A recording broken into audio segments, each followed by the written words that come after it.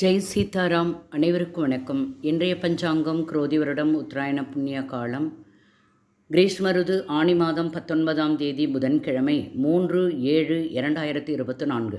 சூரிய உதயம் காலை 5:55. சூரிய அஸ்தமனம் மாலை 6:36. இது கடலூர் மாவட்டத்திற்குரியது.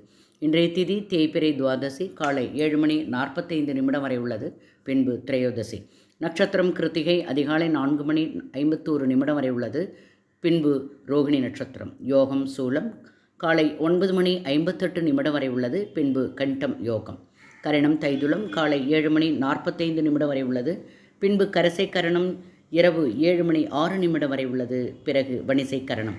சந்திராஷ்டமம் நட்சத்திரம் சித்திரை சுவாதி.